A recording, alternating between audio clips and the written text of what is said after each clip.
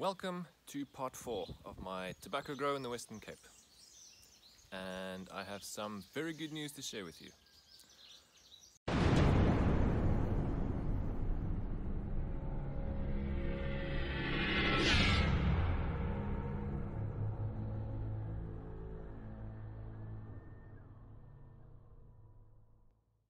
The good news is that we have been very blessed, our prayers have been answered, and we have made the move to a bigger and better place. It's bigger and better in every way imaginable. But yeah, we made the move, and in the background I had the stress of, you know, the tobacco plants, they need to be planted out. They're getting a bit big for their little styrofoam cup containers, so that was always in the back of my mind while we were moving.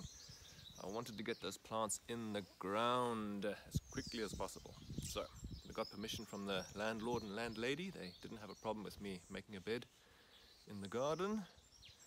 So yeah, just ripped out some sods of grass. It was heavy work, and got the plants in the ground. So that's the good news. So the plants are in the ground, and I had to quickly rig up some fencing around it so that the dog didn't decide to crush my plants by lying on them. She did that one year, I think it was 2017 or 2018. I had some plants, I had some seedlings ready for transplant. I planted them out, and I didn't take the necessary precautions, and the dog just lay down on the bed and crushed all the plants to death. And I don't really blame her. It was a hot day. The soil is nice and moist and cool when you transplant your plants out. And so she just thought, what a nice place to lie down. I gave up on my tobacco season that year. I just had too much else going on, and yeah, I just gave up. So with that in mind, I quickly rigged up some fencing just to keep the dog out. The cat I don't mind. I don't think she's going to do any damage. She hasn't so far.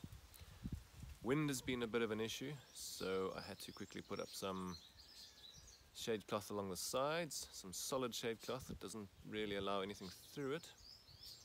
And on the top I've got some 40% shade cloth. I actually wanted less, I wanted 20%, but I couldn't find any. So 40% on top, which is enough to cut out the harsh glare of the midday sun as the sun goes overhead, just to give the plants a bit of a chance, because they get all droopy and wilted in the middle of the day.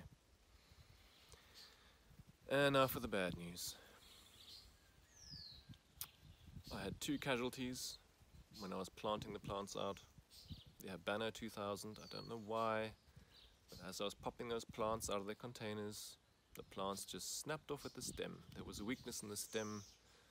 I don't know how they got damaged, if it was in transit or if the plants were just weak to begin with. The stem and the leaves were healthy enough, but just at the base of the stem there was a little weak spot, and they just snapped right off. So I lost 2 of those plants. I only had 5 to plant out, so I'm down to 3, and I've just put some Havana 142 between them to replace the missing Habanos.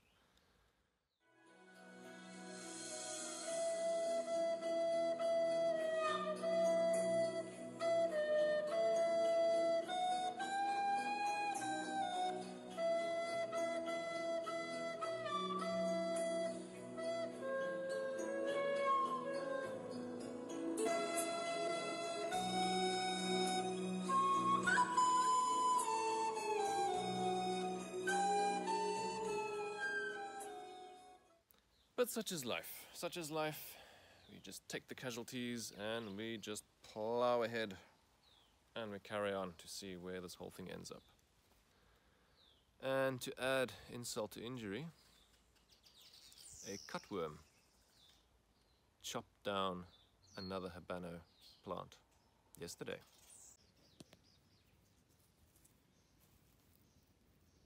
Look at that, sliced right off by the cutworm.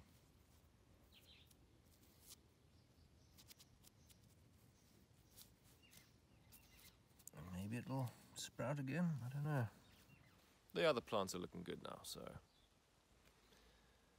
I had a look on the tobacco forum, fairtradetobacco.com. If you remember, you can log in and interact with the other members, but if you just want to remain an anonymous guest, you can still have a look around the site. There's a nice little search panel search box in the top right hand corner. So I just typed in cutworm in there and go, and a bunch of threads popped up that had the word cutworm in them.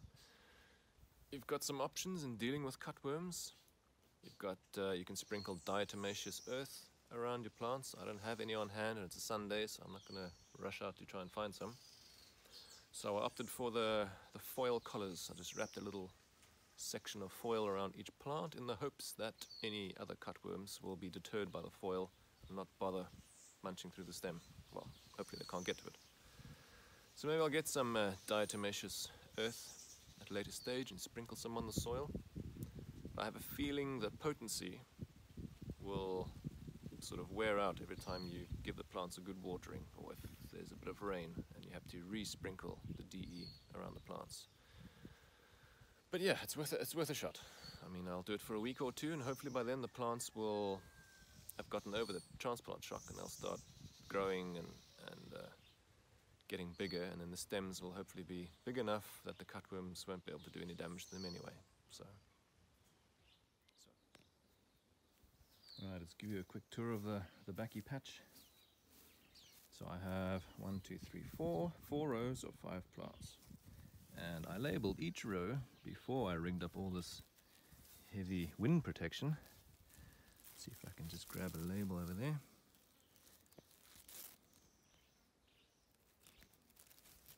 Low power mode. There we go. So that's Crayola 98 for that row. And this one is the problem one. So I'll get my hand under there. Alright, Habano 2000, which is now down to 2 plants only. So the label down there has Habano 2000. Let's see if we can get a bit closer. Let's see.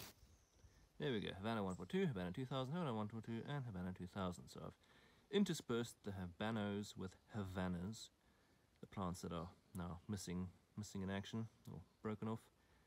But now it's minus 1 more Habano 2000 thanks to that blasted cutworm. Anyway. And then this one will be the Havanas, I believe. Let's double check. Yes, Havana 142. Which means the final row is Little Dutch. There we go. Little Dutch. It's always handy putting little labels up. Otherwise you tend to forget which way around everything is. So it's midday now, and you can see the plants are a little bit wilty, but that's perfectly normal. Maybe I should chuck this camera, or my phone rather, under the netting. There we go. Now you can see. So in the evenings and the mornings they look a lot more perkier than this. And even though the soil looks very dry on top, you don't have to scratch down too far, and you can see it's quite moist underneath. So the root systems are hopefully developing nicely and spreading to anchor the plants nice and firmly. And once they're over their transplant shock, they will start to grow like monsters.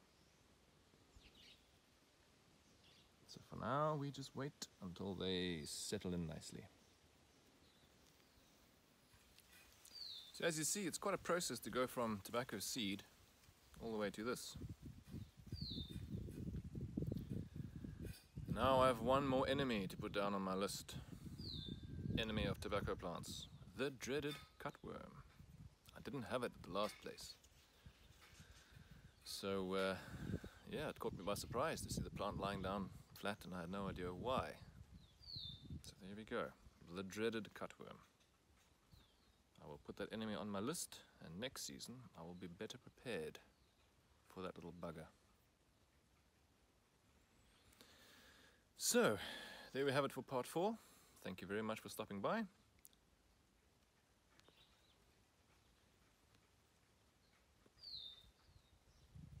Please like and subscribe if you haven't already.